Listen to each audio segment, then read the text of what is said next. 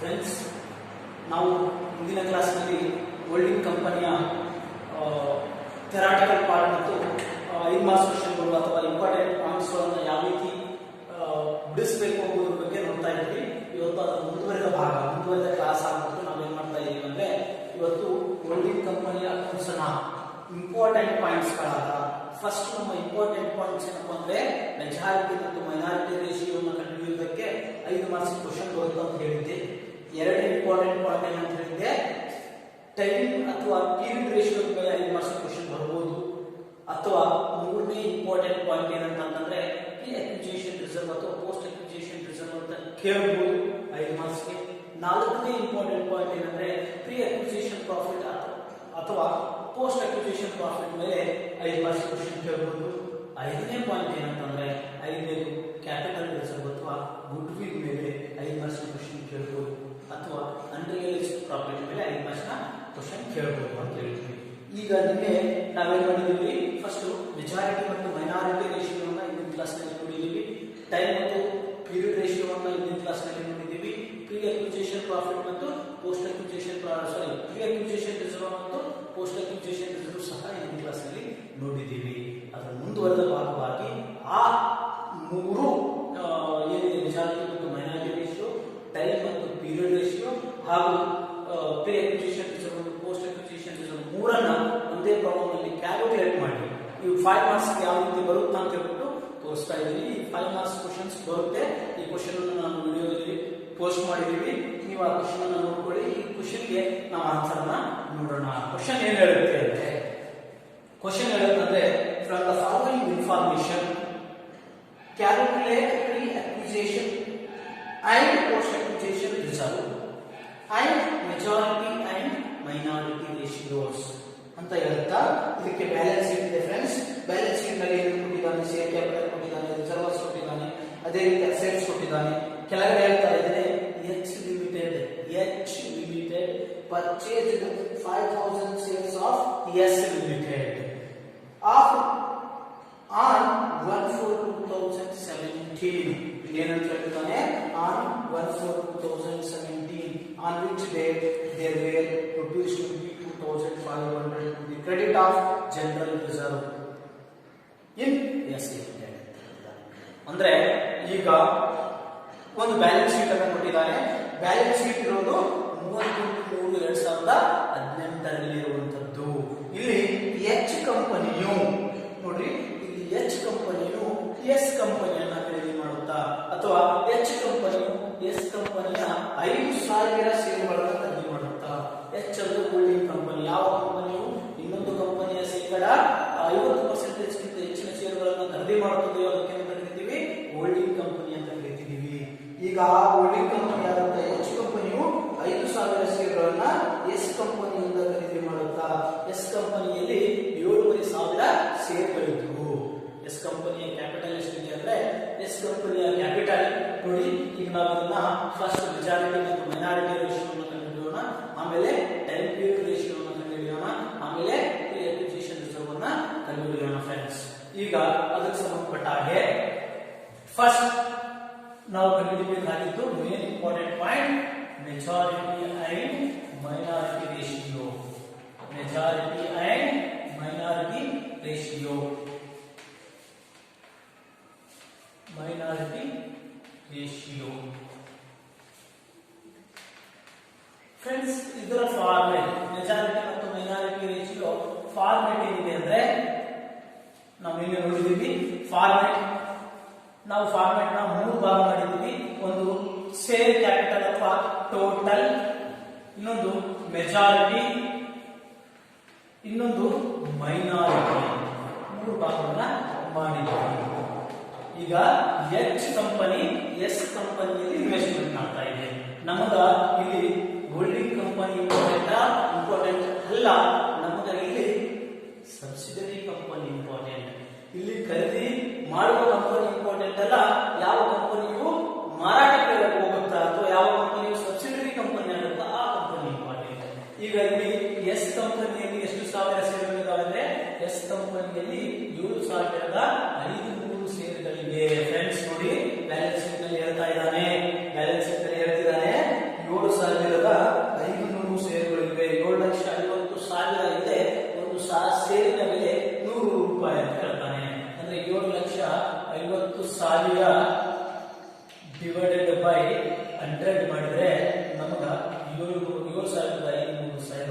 ಬರ್ತಾವ.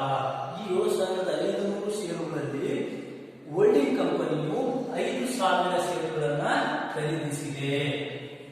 ಉಳಿದ ಷೇರುಗಳು ಎಷ್ಟು? 2,500 ಷೇರುಗಳು. ಇವು ಮೈನಾರಿಟಿ ಕಂಪನಿ. ಯಾವುದು ಜಾಸ್ತಿ ಖರೀದಿ ಮಾಡಿದೆ, ಹೆಚ್ಚಿಗೆ ಷೇರುಗಳನ್ನು ಖರೀದಿ ಮಾಡಿದೆ, ಎಚ್ ಕಂಪನಿ ಮಾಡಿದೆ. ಇದು ಹೋಲ್ಡಿಂಗ್ ಕಂಪನಿ ಮತ್ತು ಮೆಜಾರಿಟಿ. ಯಾವ ಎಸ್ ಉಳಿದ ಷೇರುಗಳು ಎಷ್ಟು?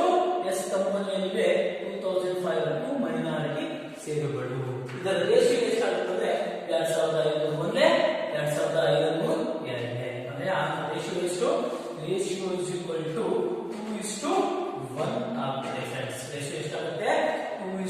2,500 ಒಂದೇ, 2,500 ಎರಡನೇ, 5,000. 2:1 ರೇಷಿಯೋ ಆಗುತ್ತೆ. ಫಸ್ಟ್ ನಾವು ಪ್ರೀ ಅಕ್ವಿಸಿಷನ್ ರಿಸರ್ವ್ ಮತ್ತು ಪೋಸ್ಟ್ ಅಕ್ವಿಸಿಷನ್ ರಿಸರ್ವ್ ಅನ್ನು ಕ್ಯಾಲ್ಕುಲೇಟ್ ಮಾಡಬೇಕಾದ್ರೆ, ಪ್ರೀ ಅಕ್ವಿಸಿಷನ್ ಪ್ರಾಫಿಟ್ ಮತ್ತು ಪೋಸ್ಟ್ ಅಕ್ವಿಸಿಷನ್ ಪ್ರಾಫಿಟ್ ಅನ್ನು ಕ್ಯಾಲ್ಕುಲೇಷನ್ ಮಾಡಬೇಕಾದ್ರೆ ಮೊದಲು ನಮಗೆ ಪ್ರೀ ಅಕ್ವಿಸಿಷನ್ ರಿಸರ್ವ್ ಅಂದ್ರೆ ಏನು, ಪೋಸ್ಟ್ ಅಕ್ವಿಸಿಷನ್ ರಿಸರ್ವ್ ಅಂದ್ರೆ ಏನು ಗೊತ್ತಿರಬೇಕು.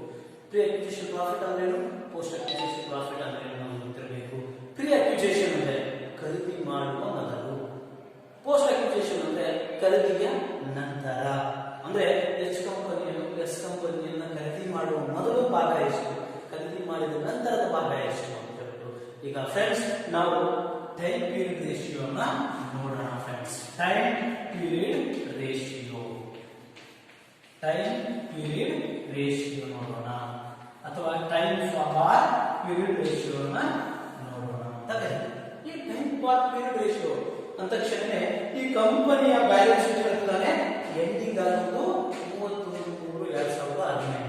ಅಂದ್ರೆ ಸ್ಟಾರ್ಟಿಂಗ್ ಯಾವಾಗ ಆಗಿರುತ್ತಾ ಇದು 1/4/2017ರಿಂದ 31/3/2018 ತನಕ ನಡೆಯುತ್ತೆ ಒಂದು ವರ್ಷ. ಇದೇ ಫೈನಾನ್ಸಿಯಲ್ ಇಯರ್ ಇದೆ. ಸಬ್ಸಿಡರಿ ಕಂಪನಿಯ ಫೈನಾನ್ಸಿಯಲ್ ಇಯರ್ ಯಾವುದು? 1/4/2017ರಿಂದ 31/3/2018 ಇದೆ. ಇಲ್ಲಿ ನಾವು ಇದನ್ನ ಎರಡು ಭಾಗ ಮಾಡೋಣ.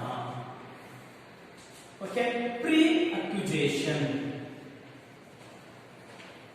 Pre acquisition. Next post acquisition. ಕಂಪನಿಯ ಮೊದಲನೆಯ ದಿನ ನೋಡಿ, ಪ್ರಾರಂಭದ ಮೊದಲನೇ ದಿನ, ವರ್ಷದ ಫೈನಾನ್ಸಿಯಲ್ ಇಯರ್ ಮೊದಲನೇ ದಿನ 1/4/2017ರಿಂದ ಎಂಡ್ ಯಾವಾಗುತ್ತೆ 31/3/2018. ಇದ್ರ ಮಧ್ಯದಲ್ಲಿ ಖರೀದಿ ಮಾಡಿದ್ರೆ ಪ್ರೀ ಅಕ್ವಿಸಿಷನ್ ಮತ್ತು ಪೋಸ್ಟ್ ಅಕ್ವಿಸಿಷನ್ ಬರುತ್ತೆ. ಅದೇ ಈ 1/4 ಖರೀದಿ ಮಾಡಿದ್ರೆ ಪ್ರೀ ಅಕ್ವಿಸಿಷನ್ ಬರೋದಿಲ್ಲ, ಪೋಸ್ಟ್ ಅಕ್ವಿಸಿಷನ್ ಮಾತ್ರ ಬರುತ್ತೆ ಫ್ರೆಂಡ್ಸ್. ಮಧ್ಯದಲ್ಲಿ ಖರೀದಿ ಮಾಡಿ, ನೆಕ್ಸ್ಟ್ ಖರೀದಿ ಮಾಡಿ, ಇವತ್ತು ಖರೀದಿ ಮಾಡಿ, ಅವಾಗ ಪ್ರೀ ಅಕ್ವಿಸಿಷನ್ ಬರುತ್ತೆ. ಈಗ ಈ ಕಂಪನಿಯನ್ನ ಸಬ್ಸಿಡರಿ ಕಂಪನಿ, ನಮ್ಮ ಕಾನ್ಸೆಪ್ಟ್ ಯಾವುದು? ಮೇನ್ಲಿ ಸಬ್ಸಿಡರಿ ಕಂಪನಿ, ಖರೀದಿಸಲ್ಪಟ್ಟ ಕಂಪನಿ ನೆನಪಿಟ್ಕೊಂಡು. ಇಲ್ಲಿ ಈ ಕಂಪನಿಯನ್ನ ಎಚ್ ಲಿಮಿಟೆಡ್ ಯಾವಾಗ ಖರೀದಿ ಮಾಡಿದೆ? ಕ್ವಶನ್ ಪೇಪರ್ ಅಲ್ಲಿ ಸರಿಯಾಗಿ ನೋಡಿ. H limited purchase 5,000 shares of S limited on 1/4/2017 ಅಂತ ಹೇಳ್ತಾರೆ. ಯಾವಾಗ? 1/4/2017ರಲ್ಲಿ ಖರೀದಿ ಮಾಡಿದೆ. ಯಾವಾಗ ಖರೀದಿ ಮಾಡಿದೆ? 1/4/2017ರಲ್ಲಿ ಖರೀದಿ ಮಾಡಿದೆ. ಅಂದ್ರೆ ಫಸ್ಟ್ ಡೇಟಿಗೆ ಖರೀದಿ ಮಾಡಿದೆ. ವರ್ಷದ ಮೊದಲನೇ ದಿನಕ್ಕೆ ಖರೀದಿ ಮಾಡಿರೋದ್ರಿಂದ ಪ್ರೀ ಅಕ್ವಿಸಿಷನ್ ಬರಲ್ಲ. ಅಕ್ವಿಸಿಷನ್ ಪೀರಿಯಡ್ಗಿಂತ ಮೊದಲು ಏನಾದ್ರು ವ್ಯವಹಾರ ಆಗಿತ್ತಾ? ಆಗಿಲ್ಲ. ಅದು ಹಿಂದಿನ ವರ್ಷದ ವ್ಯವಹಾರ ಆಗುತ್ತಾ? ಅದಕ್ಕೆ ಕಂಪನಿಯನ್ನ ಮಧ್ಯದಲ್ಲಿ ಖರೀದಿ ಮಾಡಿದ್ರೆ ಪ್ರೀ ಅಕ್ವಿಸಿಷನ್ ಬರುತ್ತಾ, ಅವಾಗ ಪೋಸ್ಟ್ ಅಕ್ವಿಸಿಷನ್ ಬರುತ್ತಾ, ಅಥವಾ ಕಂಪನಿಯನ್ನ 1 ತಿಂಗಳ ನಂತರ. ಈಗ ನೋಡ್ರಿ, ಕಾಮನ್ ಆಗಿ 1/4/2017 ಎಚ್ ಲಿಮಿಟೆಡ್ ಖರೀದಿ ಮಾಡಿದೆ, ಹೌದಾ? ಇದು ಇಯರ್ ಇದೆ, ಇಯರ್ ಇದೆ ಫ್ರೆಂಡ್ಸ್, ಇದು ಇಯರ್ ಅವ್ರು ಕೊಟ್ಟಂತ ಬ್ಯಾಲೆನ್ಸ್ ಶೀಟ್ ಇಯರ್. 1/4/2017 ಖರೀದಿ ಮಾಡಿರೋದ್ರಿಂದ ಇಲ್ಲಿ ಸ್ಟಾರ್ಟಿಂಗ್ ಡೇಟ್ಗೆ ಖರೀದಿ ಮಾಡೋದ್ರಿಂದ ಪ್ರೀ ಅಕ್ವಿಸಿಷನ್ ಬರಲ್ಲ, ಪ್ರೀ ಅಕ್ವಿಸಿಷನ್ ಬರೋದಿಲ್ಲ, ಬರಲ್ಲ. ಓಕೆ, ಅದೇ ಈ ಕಂಪನಿಯನ್ನ 1/5 ಖರೀದಿ ಮಾಡಿದ್ರೆ ಹೇಳಿ ಫ್ರೆಂಡ್ಸ್, ಪ್ರೀ ಅಕ್ವಿಸಿಷನ್ ಬರ್ತಾ ಇತ್ತಾ? ಇಲ್ಲಿಂದ ಇಲ್ಲಿಗೆ ಎಷ್ಟು? ಏಪ್ರಿಲ್ 1 ಇಂದ ಮೇ 1 ಗೆ 1 ತಿಂಗಳು, 1 ಮಂತ್ ಪ್ರೀ ಅಕ್ವಿಸಿಷನ್ ಆಗ್ತಿತ್ತು. ಬ್ಯಾಲೆನ್ಸ್ 11 ಮಂತ್ಸ್ ಪೋಸ್ಟ್ ಅಕ್ವಿಸಿಷನ್ ಆಗ್ತಿತ್ತು. ಇದು ಪ್ರೀ ಪ್ರೀ ಆಗ್ತಿತ್ತು, ಇದು ಪೋಸ್ಟ್. ಓಕೆ, ಅದೇ ರೀತಿ ಇದು ಮೇ ಖರೀದಿ ಮಾಡಬಹುದು, ಅದನ್ನೇ ಜುಲೈ ಖರೀದಿ ಮಾಡಿದ್ರೆ, ಜುಲೈ ಖರೀದಿ ಮಾಡಿದ್ರೆ ಎಷ್ಟಾಗ್ತಿತ್ತು? April starting, April May June, ಹೌದಾ? 3 ತಿಂಗಳು, 3 months 9 months. ಯಾವುದು ಇದು? ಪ್ರೀ ಅಕ್ವಿಸಿಷನ್, ಪೋಸ್ಟ್ ಅಕ್ವಿಸಿಷನ್ ಆಗ್ತಾ ಇತ್ತು. ಆದರೆ 1/4/2017 ಖರೀದಿ ಮಾಡಿದ್ರೆ ಪ್ರೀ ಅಕ್ವಿಸಿಷನ್ ಬರುತ್ತ, ಪ್ರೀ ಅಕ್ವಿಸಿಷನ್ ಇಲ್ಲ, ಉಳಿದಿದ್ದೆಲ್ಲ 1 year ಪೋಸ್ಟ್ ಅಕ್ವಿಸಿಷನ್. ಈಗ ನಮ್ಮ ಕೆಲಸ ಏನು? ನಮ್ಮ ಕ್ಯಾಲ್ಕುಲೇಟ್ ಏನ್ ಮಾಡಿದ್ದಾನೆ? Calculate pre acquisition reserve and post acquisition reserve and also majority and minority ratio. ನೋಡ್ರಿ ಫ್ರೆಂಡ್ಸ್, ನಾವು ಈಗ ಮೆಜಾರಿಟಿ ರೇಷಿಯೋ ಮತ್ತು ಮೈನಾರಿಟಿ ರೇಷಿಯೋವನ್ನು ಕಂಡುಹಿಡಿದಿದ್ದೀವಿ. ನಮ್ಮ ಕೆಲಸ ಏನು? ಪ್ರೀ ಅಕ್ವಿಸಿಷನ್ ರಿಸರ್ವ್ ಮತ್ತು ಪೋಸ್ಟ್ ಅಕ್ವಿಸಿಷನ್ ರಿಸರ್ವ್ ಅನ್ನ ಕಂಡುಹಿಡಿಯಬೇಕು. ಇದಕ್ಕೆ ಹಿಂದಿನ ಕ್ಲಾಸ್ ನಲ್ಲಿ ನಾನು ಒಂದು ಫಾರ್ಮೆಟ್ ಅನ್ನು ಬಳಸಿದೆ ಫ್ರೆಂಡ್ಸ್, ಅದು ಫಾರ್ಮೆಟ್ ನೋಡೋಣ.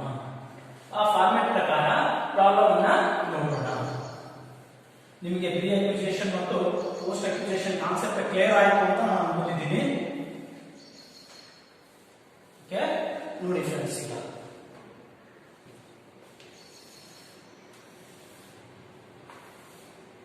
Pre acquisition and post acquisition reserve format ಇದ್ರ ಮೇಲೆ ನಾವು ಕ್ಲಿಯರ್ ಮಾಡೋಣ. ಪ್ರೀ ಅಕ್ವಿಸಿಷನ್ ರಿಸರ್ವ್ ಏನು? Calculation of pre acquisition and post acquisition reserve. Post acquisition reserve, acquisition reserve. ನೋಡಿ ಫ್ರೆಂಡ್ಸ್, ಈಗ ನಾವು ಪ್ರೀ ಅಕ್ವಿಸಿಷನ್ ಮತ್ತು ಪೋಸ್ಟ್ ಅಕ್ವಿಸಿಷನ್ ರಿಸರ್ವ್ ಅನ್ನ ಕ್ಯಾಲ್ಕುಲೇಷನ್ ಮಾಡ್ತಾ ಇದ್ದೀವಿ. ಇದು ನಿಮಗೆ 5 ಮಾರ್ಕ್ಸ್ ಬರುವಂತಹ ಪ್ರಾಬ್ಲಮ್ ಆಗಿದೆ ಫ್ರೆಂಡ್ಸ್. ಇದು ಪರ್ಟಿಕ್ಯುಲರ್ಸ್, ನಾನು ಪಿಟಿ ಅಂತ ಹಾಕ್ತಾ ಇದ್ದೀನಿ. ಇದು ಅಮೌಂಟ್ ಇದೆ. ಓಕೆ ಫ್ರೆಂಡ್ಸ್, ಫಸ್ಟ್ ನಾವು ಇಂದಿನ ಕ್ಲಾಸ್ ನೋಡುವಂತೆ ಏನು ಬರುತ್ತಂದ್ರೆ ಕ್ಲೋಸಿಂಗ್ ರಿಸರ್ವ್.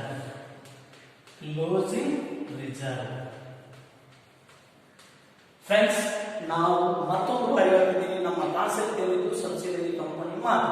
ಸಬ್ಸಿಡರಿ ಕಂಪನಿ ಅಂದ್ರೆ ಎಸ್ ಲಿಮಿಟೆಡ್ ಮಾತ್ರ. 15 ಮಾರ್ಕ್ಸ್ ಬ್ಯಾಲೆನ್ಸ್ ಶೀಟ್ ಅಲ್ಲಿ ನಾವು 2 ಕಂಪನಿಗಳನ್ನು ನೋಡಬಹುದು. ಈಗ ನಮ್ಮ ಕ್ಯಾಲ್ಕುಲೇಷನ್ ಅಲ್ಲಿ ಎಸ್ ಲಿಮಿಟೆಡ್ ಅನ್ನ ಜಾಸ್ತಿ ಫೋಕಸ್ ಮಾಡಿ ನೋಡಬೇಕು ಅಂತ. ಈಗ ಬ್ಯಾಲೆನ್ಸ್ ಶೀಟ್ ನೋಡಿದ್ರೆ ಇದು ಬ್ಯಾಲೆನ್ಸ್ ಶೀಟ್ ನೋಡಿ ಫ್ರೆಂಡ್ಸ್, ಕ್ಲೋಸಿಂಗ್ ಪೀರಿಯಡ್ ಅಂದ್ರೆ 31/3/2018. ಕ್ಲೋಸಿಂಗ್ ಪೀರಿಯಡ್ ಅದು 31/3/2018 ನಾವೇನ್ ಮಾಡ್ತೀವಿ? ಬ್ಯಾಲೆನ್ಸ್ ಶೀಟ್ ಅನ್ನ ಪ್ರಿಪೇರ್ ಮಾಡ್ತೀವಿ. ಈ ಬ್ಯಾಲೆನ್ಸ್ ಶೀಟ್ ನಲ್ಲಿ ರಿಸರ್ವ್ ಇದೆನಾ? ಇದೆ ನೋಡಿ ಫ್ರೆಂಡ್ಸ್. ಎಷ್ಟಿದೆ? ಎಸ್ ಲಿಮಿಟೆಡ್ ನಲ್ಲಿ ರಿಸರ್ವ್ ಇದೆನಾ? ಇದೆ. ಎಷ್ಟಿದೆ? ಎಸ್ ಲಿಮಿಟೆಡ್ ನಲ್ಲಿ 60,000 ರಿಸರ್ವ್ ಇದೆ. ಕ್ಲೋಸಿಂಗ್ ರಿಸರ್ವ್ ಎಷ್ಟಿದೆ? 60,000 ಇದೆ. ನೋಡಿ, ಬ್ಯಾಲೆನ್ಸ್ ಶೀಟ್ ನಲ್ಲಿ ಎಸ್ ಲಿಮಿಟೆಡ್ ನಲ್ಲಿ ರಿಸರ್ವ್ ಎಷ್ಟಿದೆ ಅಂತ ನೋಡಿ. ಎಷ್ಟಿದೆ? 60,000 ಇದೆ. ಇದಕ್ಕೆ ನಾವು ಲೆಸ್ ಮಾಡಬೇಕು. ಫಾರ್ಮೆಟ್ ಪ್ರಕಾರ, ಇಂದಿನ ಕ್ಲಾಸ್ನ ಫಾರ್ಮೆಟ್ ಪ್ರಕಾರ ಏನ್ ಮಾಡ್ತೀವಿ? ಓಪನಿಂಗ್ ರಿಸರ್ವ್ ಅನ್ನ ಲೆಸ್ ಮಾಡಬೇಕು. ಓಪನಿಂಗ್ ರಿಸರ್ವ್ ಅನ್ನ ಲೆಸ್ ಮಾಡಬೇಕು ಫ್ರೆಂಡ್ಸ್. ಓಪನಿಂಗ್ ರಿಸರ್ವ್ ಎಷ್ಟಿದೆ? ಓಪನಿಂಗ್ ರಿಸರ್ವ್ ಅನ್ನು ನಾವು ಕೆಳಗಡೆ ಕೊಟ್ಟಿದ್ದಾನೆ ನೋಡಿ, ಬ್ಯಾಲೆನ್ಸ್ ಕೆಳಗಡೆ ಕೊಟ್ಟಿದ್ದಾನೆ. ಎಷ್ಟಂತ? ವಿಚ್ ಡೇ ದೇರ್ ವಾಸ್ 22,500 ರೂಪಾಯಿ to the credit of general reserve. ನೋಡಿ, ಯಾವ ಡೇಟ್ಗೆ? 1/4/2017ಕ್ಕೆ ಆನ್ ವಿಚ್ ಡೇ? 1/4/2017ಕ್ಕೆ there were 22,500 to the credit of general reserve ಅಂತ ಹೇಳ್ತಾನ. ಕೆಳಗಡೆ ಇನ್ಫಾರ್ಮೇಶನ್ ಅಲ್ಲಿ ಎಷ್ಟಿದೆ? ಓಪನಿಂಗ್ ಬ್ಯಾಲೆನ್ಸ್ 22,500 ರೂಪಾಯಿ ಇದೆ ಅಂತ ಹೇಳ್ತಾನೆ ಫ್ರೆಂಡ್ಸ್. 22,500 ಇದೆ ಅಂದ್ರೆ ಬ್ಯಾಲೆನ್ಸ್ ಎಷ್ಟಾಗುತ್ತೆ? ಮೈನಸ್ ಮಾಡಿದ್ರೆ ಲೆಸ್ ಮಾಡಿದ್ರೆ ಎಷ್ಟು ಬರುತ್ತೆ? 37,500 ರೂಪೀಸ್ ಬರುತ್ತೆ. 37,500 ಬರುತ್ತೆ. ಇದು ನಾವೆಂತ ಕರಿತೀವಿ? ರಿಸರ್ವ್ ಫಾರ್ ದಿ ಇಯರ್ ಅಂತ ಕರಿತೀವಿ ಫ್ರೆಂಡ್ಸ್. ಇದಕ್ಕೆ ಅಂತ ಕರಿತೀವಿ? ರಿಸರ್ವ್ ಫಾರ್ ದಿ ಇಯರ್ ಅಂತ ಕರಿತೀವಿ. For the year. For the year reserve ಎಷ್ಟಿದೆ 37,500 ಇದೆ. ಇಲ್ಲಿ ನಾವು ಪ್ರೀ ಅಕ್ವಿಸಿಷನ್ ರಿಸರ್ವ್ ಅನ್ನು ನೋಡಬೇಕು. ಪ್ರೀ ಅಕ್ವಿಸಿಷನ್ ರಿಸರ್ವ್ ಅನ್ನು ನೋಡಬೇಕಾದ್ರೆ ನಾವು ಈ ತರ ಪ್ರೀ ಅಕ್ವಿಸಿಷನ್ ಫಾರ್ಮೆಟ್ ನಲ್ಲಿ ಪ್ರೀ ಅಕ್ವಿಸಿಷನ್ ರಿಸರ್ವ್ ಇದರ ಓಪನಿಂಗ್ ರಿಸರ್ವ್ ಎಷ್ಟಿದೆ ಫ್ರೆಂಡ್ಸ್? ಓಪನಿಂಗ್ ರಿಸರ್ವ್ ಎಷ್ಟಿದೆ? 22,500 ಇದೆ. 22,500 ಇದೆ. ಅದೇ ರೀತಿ ಫ್ರೆಂಡ್ ನಾವೇನ್ ಮಾಡ್ತೀವಿ? Reserve for the year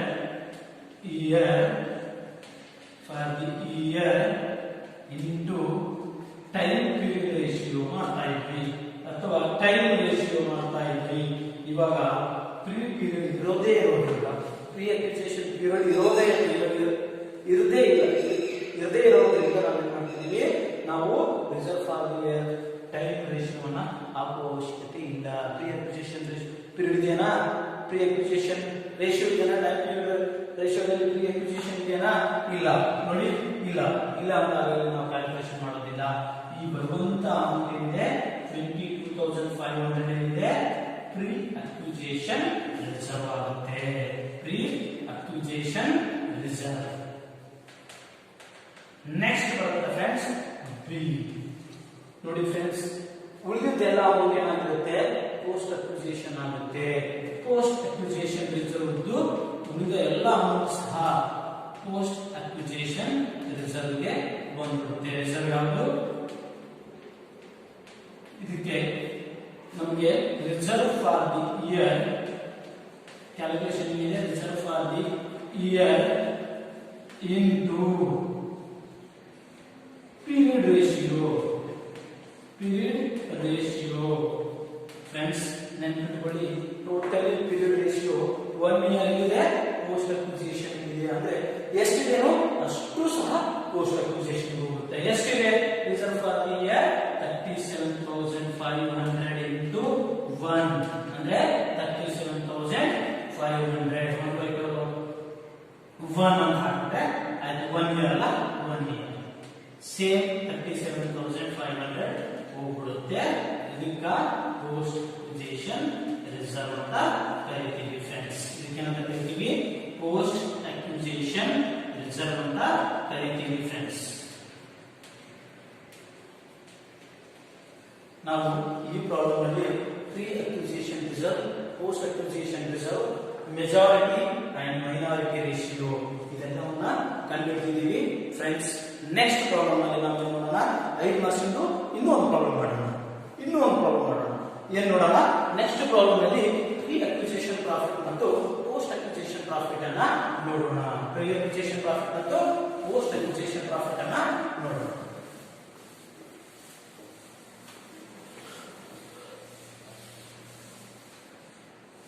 fourth important point ಯಾವುದು?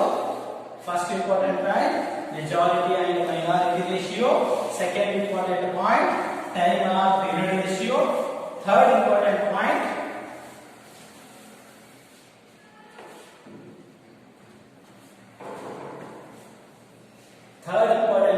pre-acquisition ratio. Fourth important point ಯಾವುದು? pre-acquisition profit, post-acquisition profit. Friends, ನಾವು ನೆನಪಿಟ್ಕೊಳ್ಳಿ, pre-acquisition profit ಕಂಡುಹಿಡಿಯಬೇಕಾದ್ರೆ ನಮಗೆ ಟೈಮ್ ಪೀರಿಯಡ್ ರೇಷಿಯೋ ಬೇಕು. Pre period post period ratio ನಾವು ಕಂಡುಹಿಡಿಯಬೇಕು. ವಿತೌಟ್ ಪೀರಿಯಡ್ ರೇಷಿಯೋದಿಂದ ನಾವು ಪ್ರೀ ಅಕ್ವಿಸಿಷನ್ ರಿಸರ್ವ್ ಮಾಡಕ್ಕಾಗಲ್ಲ ಮತ್ತು ಪ್ರೀ ಅಕ್ವಿಸಿಷನ್ ಪ್ರಾಫಿಟ್ ಮಾಡಕ್ಕಾಗಲ್ಲ. ಈಗ calculation of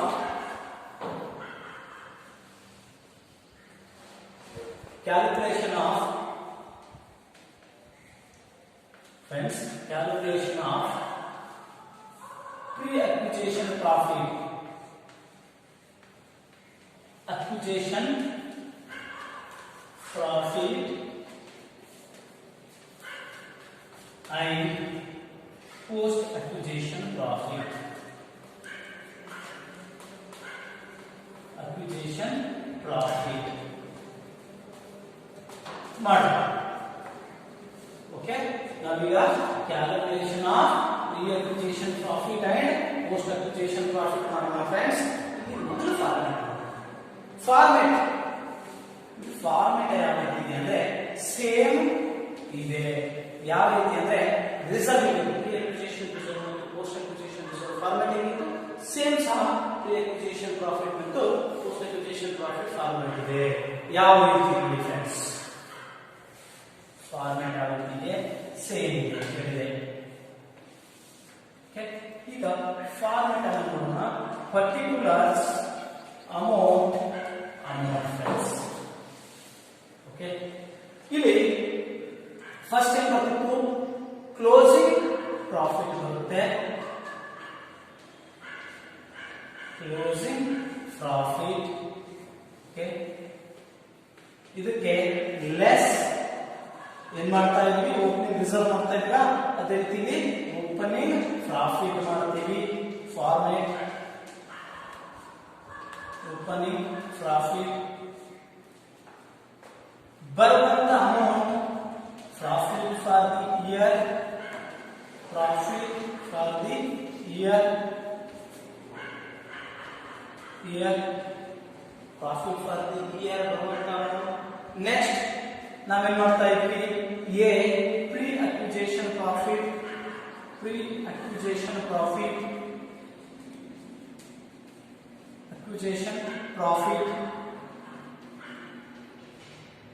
pre acquisition profit ನಲ್ಲಿ ನಾವು ಎ ಮಾಡ್ತಾ ಇದರಲ್ಲಿ ನಾವು ಫಸ್ಟ್ ಓಪನಿಂಗ್ ಪ್ರಾಫಿಟ್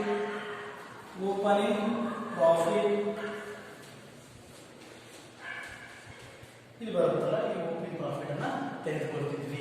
ಅದೇ ರೀತಿ ನಾವೇನ್ ಮಾಡ್ತೀವಿ ಸೆಕೆಂಡ್ ಇದ್ರಾಗ profit for the year into time ratio ಅಥವಾ into pre acquisition profit ratio. Pre acquisition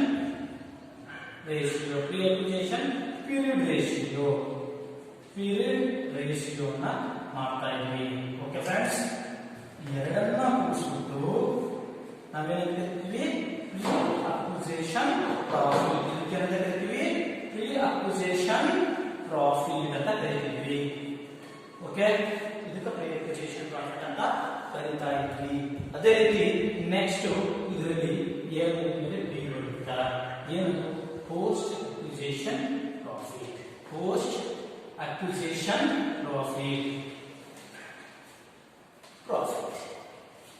Friends, post acquisition profit here, profit for the year into post period ratio ಮಾಡಿದ್ರೆ ನಮಗೆ post acquisition period amount ಬಂದ್ಬಿಡುತ್ತಾ. ಇದಕ್ಕೆ post acquisition profit ಅಂತ ಕರೀತೀವಿ. post acquisition profit ಅಂತ ಕರೀತೀವಿ friends. ಇದು format.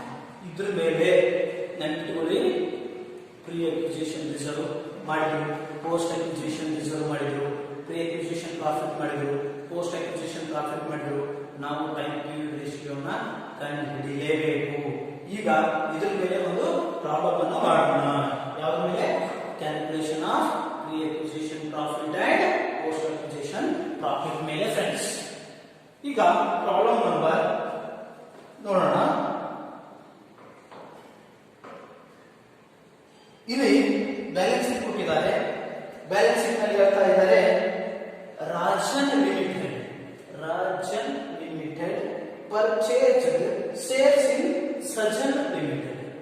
Rajan limited purchase sales in Sajan limited on 1/8/2017. On 1/8/2017, balance on 1/4/2017, Sajan Limited information difference to Sajan Limited showed a credit balance of ₹36,000 to statement and profit and loss account ಅಂತ ಹೇಳ್ತಾರೆ. ಇಲ್ಲಿ ಅವರು ಏನು ಹೇಳ್ತಾರೆ, calculate pre acquisition and post acquisition profit and loss ಅಂತ ಹೇಳ್ತಾರೆ. ಇಲ್ಲಿ ಅವರು ಏನು ಹೇಳ್ತಾರೆ ಅಂದ್ರೆ ಕ್ಯಾಲ್ಕುಲೇಟ್ ಮಾಡಿ pre acquisition and post acquisition profit ಅನ್ನ ಅಂತ ಹೇಳ್ತಾರೆ.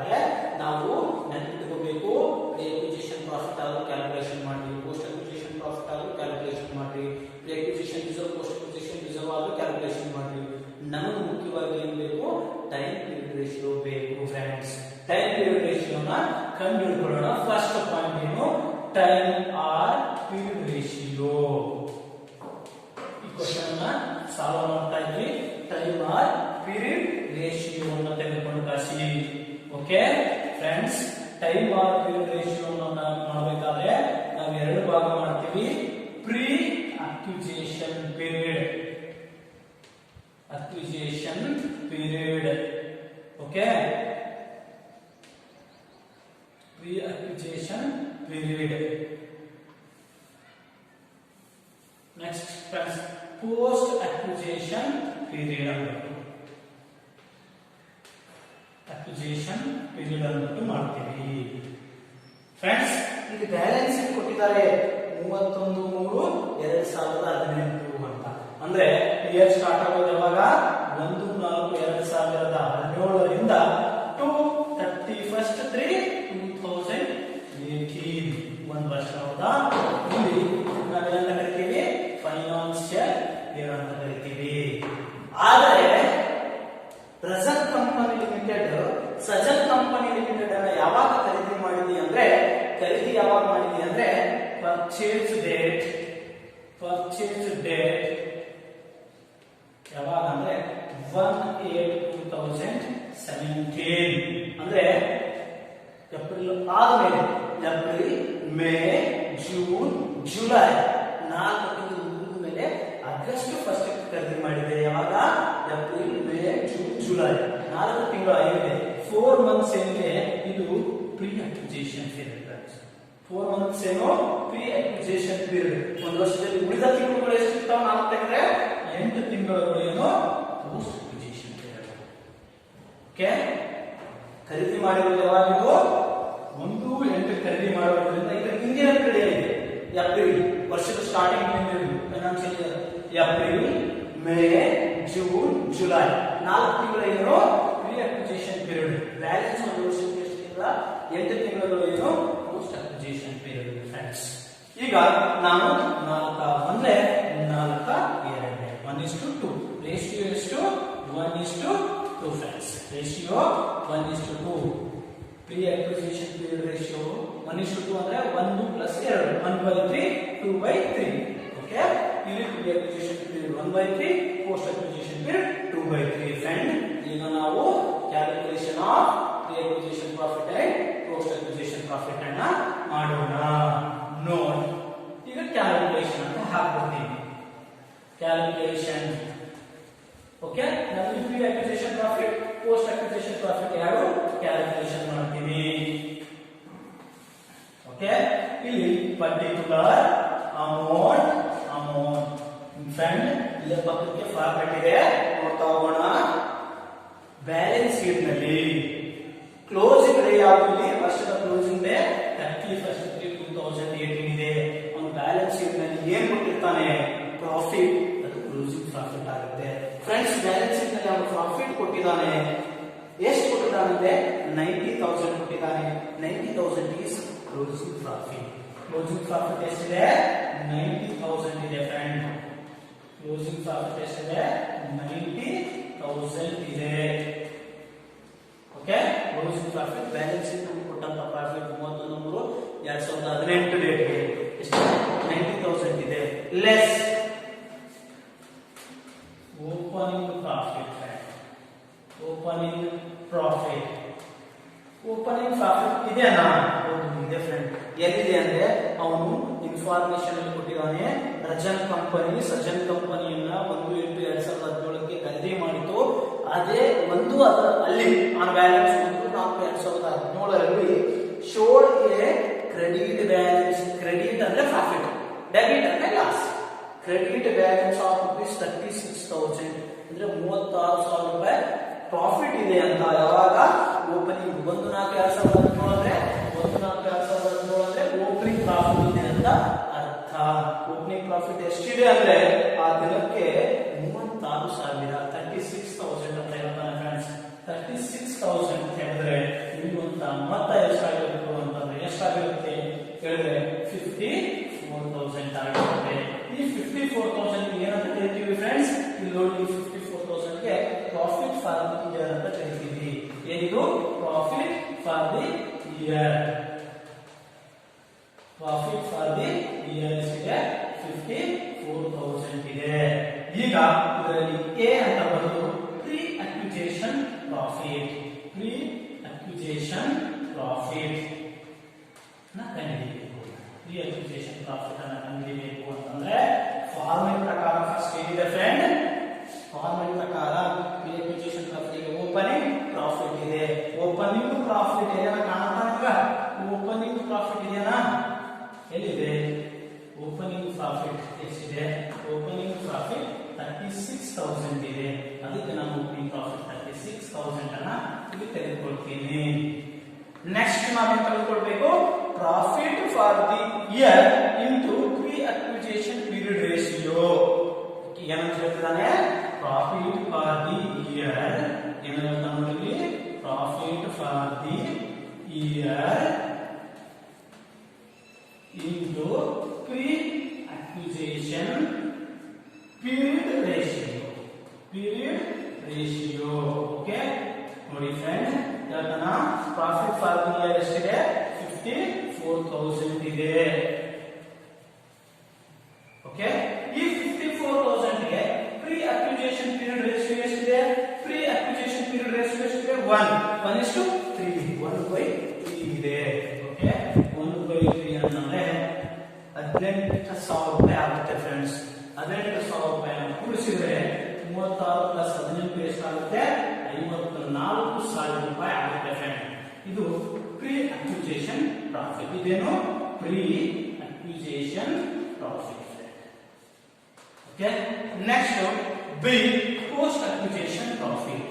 Post acquisition profit. Post acquisition profit ಇದು 5 ಮಾರ್ಕ್ಸ್ ಬರುವಂತ ಪ್ರಾಬ್ಲಮ್ ನೆನಪಿಟ್ಕೊಳ್ಳಿ. ಪೋಸ್ಟ್ ಅಕ್ವಿಜೇಷನ್ ಪ್ರಾಫಿಟ್ ಅನ್ನ ಕಂಡುಹಿಡಿಯಬೇಕು. ಪೋಸ್ಟ್ ಅಕ್ವಿಜೇಷನ್ ಪ್ರಾಫಿಟ್ ಅಲ್ಲಿ friend profit for the year, profit for the year into post period ratio. Post acquisition period ratio. Okay friends, profit for the year ಎಷ್ಟಿದೆ? 54,000 ಇದೆ. ಇದಕ್ಕೆ post acquisition period ratio ಎಷ್ಟಿದೆ? 2/3 ಇದೆ. 2/3 1 into 3 ಆಗುತ್ತೆ. 2/3 ಇದೆ ಅಂದ್ರೆ 36,000 ಇದೆ. ಇದು ಪೋಸ್ಟ್ ಅಕ್ವಿಜೇಷನ್ ಪ್ರಾಫಿಟ್. ಇದೇನು? ಪೋಸ್ಟ್ ಅಕ್ವಿಜೇಷನ್ ಪ್ರಾಫಿಟ್ ಇದೆ ಫ್ರೆಂಡ್ಸ್. ಓಕೆ. ನೆಕ್ಸ್ಟ್ ಇನ್ನೊಂದು ಪ್ರಾಬ್ಲಮ್ ಮಾಡೋಣ ಫ್ರೆಂಡ್ಸ್.